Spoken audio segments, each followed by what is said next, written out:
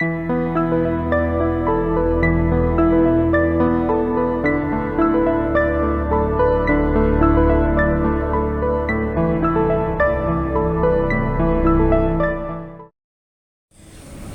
un pequeño resumen sobre el sistema del lemnisco medial y el cordón posterior. Para ello tenemos que entender que todo va involucrado desde la ganglios de las raíces dorsales de los nervios espinales y varios cortes de todo el sistema nervioso periférico hasta llegar al sistema nervioso central. Para ello tomaremos en cuenta el segmento sacro como una S, segmento lumbar como una L, segmento torácico como la T, segmento cervical la C, médula oblonga MO, puente la P, mesencéfalo M. Entonces esta nomenclatura la ocuparemos de ahora en adelante. Y para entrar en contexto tenemos que entender que las vías somáticas aferentes involucran dos sistemas, el sistema del cordón posterior y lemnisco y el sistema del cordón anterolateral. La del cordón posterior y lemnisco conduce estímulos de propiocepción, tacto discriminativo y vibración, y el del anterolateral conduce estímulos de dolor, temperatura, tacto grueso y presión. En este sentido, analizaremos cada uno de estos estímulos del lemnisco medial y cordón posterior, la propiocepción y el tacto discriminativo. Entendemos que la vía de la sensibilidad táctil discriminativa recorre toda esta vía, ¿sí?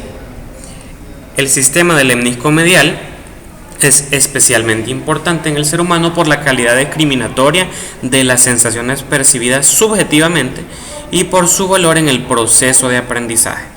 Las características del tacto suave o discriminatorio son que el sujeto puede reconocer la ubicación de dos puntos estimulados con gran precisión y es consciente de que se tocan dos puntos simultáneamente. Esta característica se llama discriminación entre dos puntos. Para entender tenemos que entender que las neuronas sensitivas primarias del tacto discriminatorio y propiocepción son las más grandes de los ganglios de las raíces posteriores y presentan axones con gruesas vainas de mielina, como lo vemos acá. Son células o neuronas pseudo unipolares con gruesas vainas de mielina, lo que les da la capacidad de que la información viaje de manera rápida. Si seguimos ascendiendo, podemos observar que las ramas centrales de estos axones se encuentran en posición medial a cada una de las raicillas y se bifurcan al introducirse en el cordón posterior. La mayoría de estas ramas ascienden y se dirigen en posición ipsilateral hacia el bulbo raquídeo y forman un fascículo que, si se sitúa medial, proviene de miembros inferiores, se le llama fascículo gracilis. Y si se sitúa lateral, se le llama fascículo cuneado o cuneiforme lateral. Estos axones del cordón gracil se introducen en médula espinal por debajo del nivel dorsal medio y terminan en el núcleo gracil. Los axones del fascículo cuneiforme, que proceden de los nervios raquídeos dorsales superiores y cervicales, finalizan en el núcleo cuneiforme. Y estos dos núcleos son la segunda neurona de la vía. Los axones de las neuronas situadas dentro de los núcleos gracil y cuneiforme se curvan en sentido ventral y forman las fibras arcuadas internas que atraviesan la línea media del bulbo raquídeo en la decusación de los lemniscos mediales y continúan su trayecto hacia el tálamo de forma de lemnisco medial, y eso es justamente lo que representamos aquí, que se hacen una decusación hacia el otro lado y se continúan como lemnisco medial. Este lemnisco medial y el fascículo espinotalámico se entremezclan en la región dorsal del subtálamo antes de introducirse en la división lateral del núcleo ventral posterolateral, que corresponde a la tercera neurona de la vía. Las fibras del lemnisco medial, al contrario que las del fascículo espinotalámico, terminan en su totalidad en el núcleo ventral posterior del tálamo.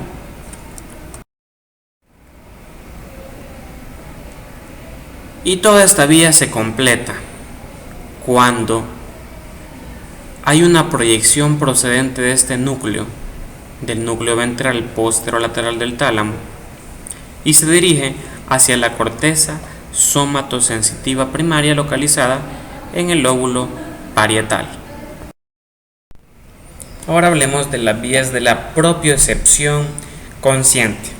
Recordemos que las vías centrales para la sensación consciente de la posición y del movimiento son bastante similares a las del tacto discriminativo, pero para la extremidad inferior existe otra vía que es la que les quiero mostrar, la vía accesoria de la propiocepción consciente de la extremidad inferior, que es muy diferente.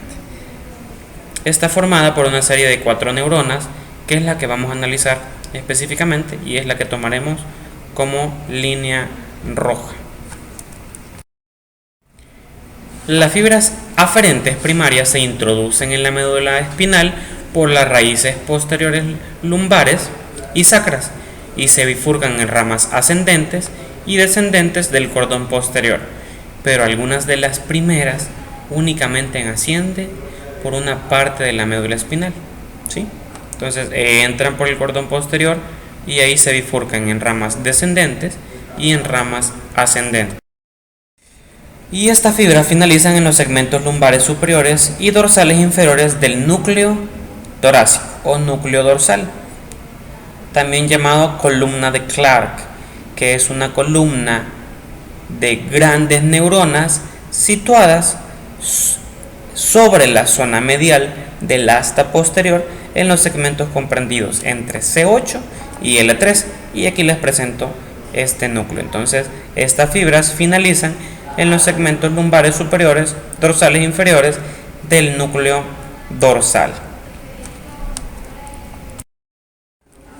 Las neuronas de la zona caudal del núcleo dorsal dan axones que ascienden en posición ipsilateral convertidos en el fascículo espinocerebeloso dorsal del cordón dorsolateral. Entonces, estas fibras se convierten en un fascículo espinocerebeloso dorsal dentro del cordón dorsolateral. Y antes de introducirse estas fibras en el pedúnculo cerebeloso inferior, algunos de los axones del cordón emiten ramas colaterales que permanecen en el interior del bulbo raquídeo. Estas colaterales están implicadas en la propiocepción consciente de la extremidad inferior y acaban en este núcleo que encontramos acá, denominado núcleo Z, de Brodal o de Pompeiano, es el mismo nombre.